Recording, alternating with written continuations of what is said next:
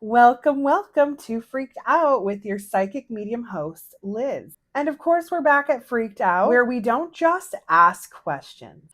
We call into the void and listen for the echoes. And today, we're traveling back in time, deep into the snow-covered mountains of Soviet Russia, and about a mystery that baffles us all.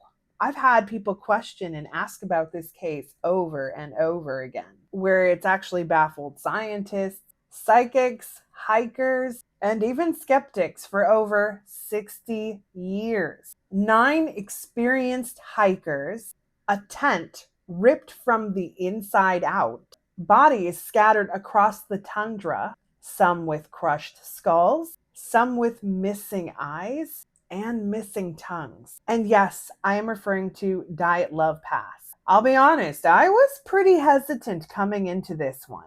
Just based off the stories, a lot of people are convinced it was an avalanche, and I can understand why people believe that. But that's exactly what they wanted it to look like. Who wanted it to look like that, though? You'll have to find out throughout this episode as we carry through. I did want to mention that I did start off by making a few TikToks surrounding this episode, and I felt like my very short TikToks just wasn't enough, so that's why we're here today. That's what I love about going in and making TikToks, because TikTok will usually grab my interest and then I want to dive deeper into something, and then I'm like, well, YouTube is where we're going to do that. And same as last episode, I do plan to cover and share the details of our next episode at the end of this one. So stick around to find out. Now, before we get involved in any of the channeling side of things, we are going to talk about the crazy details of this case. And because there are 9 hikers involved in this, it is a lot of energy, a lot of different voices, and a lot of perspectives. Now let's start off by talking about who the hikers were. This was not an amateur group of hikers. These were extremely experienced hikers. Let's talk about them. Igor Dyatlov. He was the group leader, smart, confident, calm under pressure, and he's probably the most active of all of these hikers, which doesn't surprise me in the slightest. Zina Kelmogrova, and I apologize if I butcher any of these names, that is not my intention. She was 22 years old, known for her strength and endurance. Lyudmila Kolmogrova, they were 20 years old, outspoken and deeply principled. I had a hard time connecting with this one. Rustin Slobodin, 23, very athletic, and very analytical. Doroshenko, 24, musician and apparently the jokester. Alexander Kolvatov, 24 years old, quiet and very mysterious. Nikolai Tybo Brignoles, also 23, charismatic and intelligent. And finally, Semyon Zolotaryov, 38, the oldest of the group of hikers, the outsider, ex-military, and apparently joined last minute.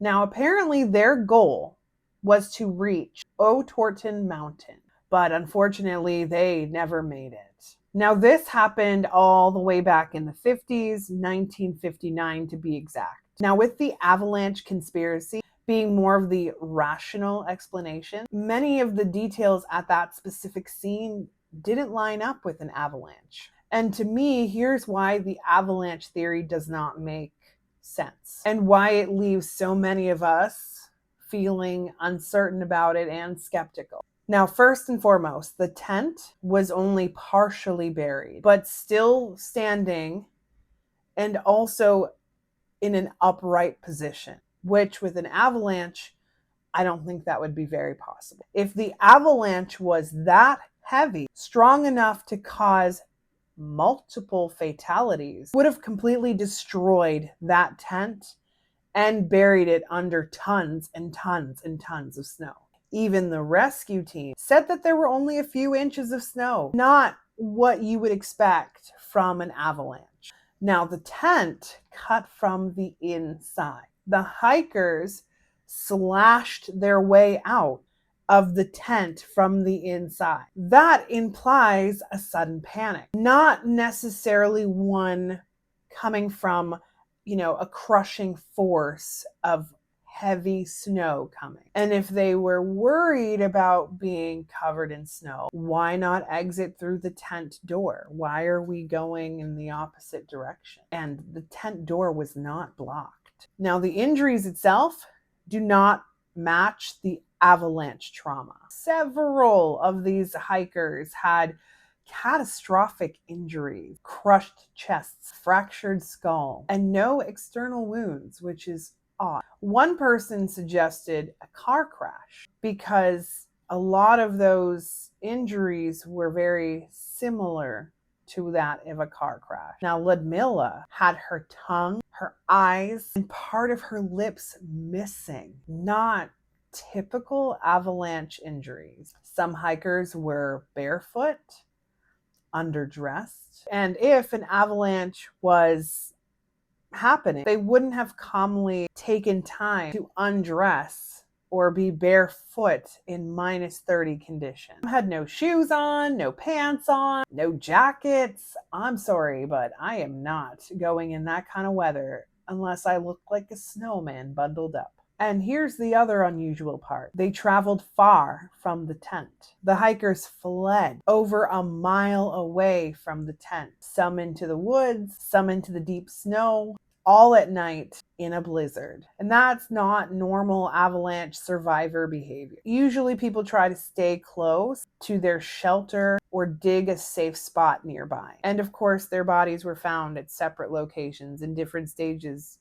of being dressed and injured. The terrain didn't support avalanche conditions. The slope near their tent was only 15 to 20 degrees. And normally with an avalanche, it usually requires like 30 plus degrees. And decades of hikers and experts have studied this area, and there was no clear evidence suggesting otherwise. Not then and not since. And then on top of all of that, high radiation was found on some of the clothing. Now, there were orange lights in the sky reported by other hikers in that region at that time in that night. The hiker's camera showed a final photo of a blurry light, possibly taken in a moment of panic, and their skin had strange orange, tan, or gray hair, signs associated with radiation or chemical exposure. And I also want to point out, some of these members did work with radiation, but that's not the vibe I'm getting from this situation. Now let's go over the timeline of events. So January 23rd, 1959 is when the group departed by train. Spirits were high, the journey was well documented through photos and diaries. Now on February 1st, 1959, only 8 days later, they set up camp, which is now called Mountain of the Dead. What an ironic and unfortunate name. Now, February 2nd at night, something happened. And that's where we have very little information. Now, February 26, 1959, the rescue team finally found the abandoned tent, and footprints led away barefoot in the snow. And soon the bodies began to surface. Now, how were they found? The first 5 were found near the tree line. 2 men in underwear and socks hugging each other for warmth near the remnants of a fire. Others scattered, showing signs of hypothermia and bruising and a lot of confusion. But the real horror came from the final 4 that were found, which took a few more months. Those bodies were found in bizarre places, almost as if they were fleeing or hiding. Now, apparently, here's some strange details about this as well. Some actually climbed a tree before death. Others buried themselves in the snow. And then, of course, bright lights were also talked about as well. And the Soviet files for this were like sealed for decades. And the term unknown compelling forces were literally coined from this case. All right, we are now going to get into the Q&A section of this video because you guys had a lot of questions. What were they running from? I see a lot of stuff going on, so bear with me while I run through all of this. Although I do believe Semyon, although came later, I do not feel like he was involved in this. A bit of an oddball from what I gather, but was unaware just as much as the rest of them were. So I did want to put that out there. Secondly, I see that there was another group of people that were also there. And I feel like our hikers may have stumbled upon some scary, concerning, questionable behavior. And I'm going to get into that now. Black is, right, from the movie. There is an underground Men in Black energy from all over the world, really. Only a few agents are involved in it directly. It's very similar. You become a ghost.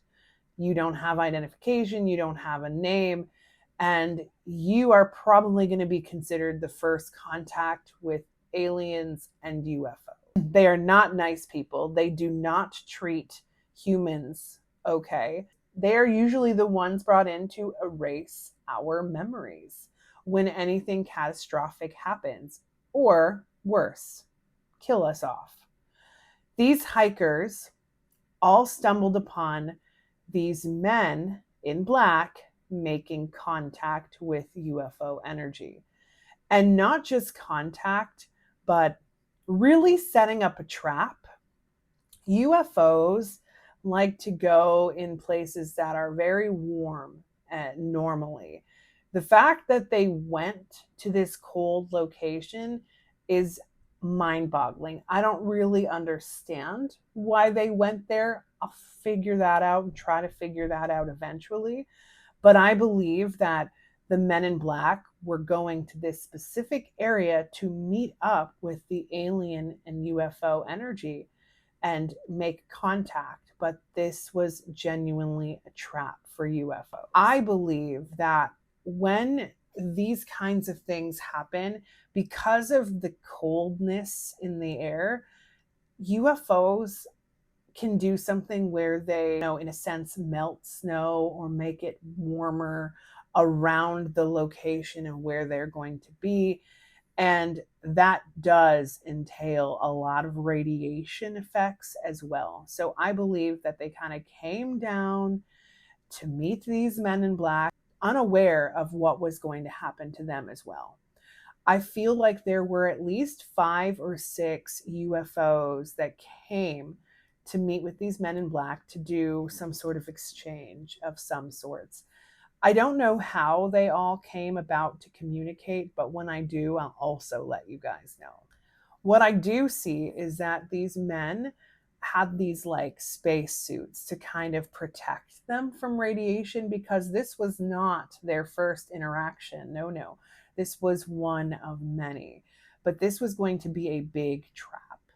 So once they obtained all of the UFOs in their perimeter, I see that they used some sort of technology that the UFOs had already given us prior to kind of capture them in a sense. And I see that they were creating and doing experiments out there. I see that there's like a dome. I do see that this dome was like warm inside, and it was very, very close to where a lot of these hikers were. Now, a few of them became curious because they also kept seeing these lights in the sky.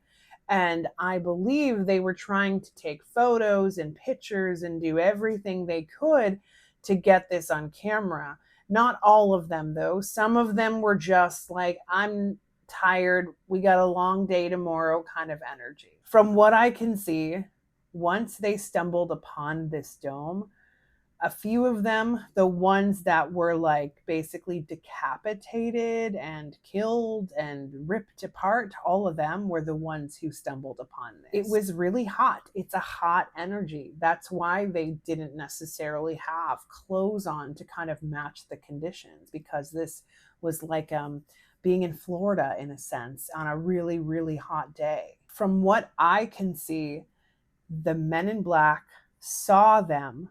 They saw what these Men in Black were doing, And that is when these men in black went out to kill them. Not every hiker, but the 4 that were found, I see them being tied up. I see them being threatened, them begging for their lives, and I see that these men in black enjoyed basically torturing them. They were actually performing a lot of what they did to these UFOs, to these exact hikers, and it is beyond traumatizing. I believe that their tongue being taken out, their lips being split off, the eyeballs, all of those things had happened. I feel like that was all done before they died. I also believe that they were trying to find out if there were more of them. And from what I gather, they tortured them to find that information. That was the first group. And from what I gather, the second group could hear a lot of what was happening, not just from the hikers and their pain, but also the UFOs were making a lot of noise as well. And the men in black were trying to perform these experiments for many reasons, but there is something they wanted from them. I believe that these specifically were the tall gray UFOs, which I think is where their hatred for us came from. But their brain and their knowledge, they are far exceeding any intelligence we have here.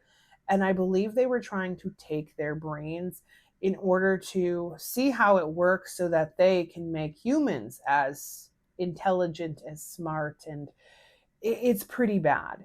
Now, when it comes to the UFO energy, from what I gather, they can communicate with their people up there telepathically. So, in a sense, they knew what was going on down here. And although they wanted to stop it from happening and hurting their family, they were told to stay away because they were not people they could trust. What happened to the second group of hikers? I feel like because they heard all this screaming from the other hikers, and I also believe that one of the men in black, maybe 2 of them, were at the front of the tent and they were going to injure them and hurt them and capture them and basically do the same thing, if not worse, to these other hikers that they had done to the first set. And that is why they were running away. Now, I do believe that the hikers found frozen and freaking out and all of that. I believe that they were all able to get away from these men in black, thankfully, but because of the conditions of the weather, these men in black knew that they could not survive it. So they just said, screw you. We're not going to go put ourselves in danger just to go chase you guys down. You'll be fine. They did stay a few days to make sure that these people did not come back. And they were trying, the hikers were trying very hard to stay hidden as long as they could. And unfortunately, it was just a horrific sight. Every single one of these hikers did get to see things a little bit, but the ones that were surviving in the cold or trying to survive in the cold did not see the extent of the first while and the first few. Now, the bodies were radioactive because, like I said, if you don't have the radioactive suit on, you're going to get the radioactive energy from UFOs. UFOs use radioactive energy because A, it does not affect them physically the way it affects us. B, it's sort of like a protection barrier for them as well. And C, I believe that they still use things that are radioactive, but I also feel like they've evolved a lot since the 50s. So I don't think that they need to come to us in that direction and try not to anymore. Why were some of these files classified and partially redacted? I mean, the reason being is because although the government not fully aware of all of the details of Men in Black, there's only a few chosen people each term in the government that know these classified details. Not even every president is aware of all of what there is to know. Even now, dump Trump guy, he doesn't necessarily believe in any of these things and thinks it's all BS, but it's real. It is real. What were the orbs in the sky that night? Those were all of the UFOs. And I hate to say this, but I also see that the UFOs that were captured were also murdered too. Their bodies, however, were taken to another military type base. I don't believe it was in the US this time, but I do see a military type base, and the dome was all moved because of this situation and because people had become aware of what was happening, and they didn't want to cause any mass chaos either. A lot of people think that there was UFO energy there, and I also agree. It is super overwhelming, and from what I gather, not a place they would normally hang out, which is why the men in black wanted to hang out there in the first place. When I try to channel these people, it is intense. First and foremost, because they witnessed what happened to the UFOs and they actually wanted to help. Like, they were scared, of course, but they also didn't feel like these humans, or at least what they thought were humans, should be torturing these animals is kind of the energy that they felt it to be. They didn't necessarily know UFO specifically, but creatures that they had never seen.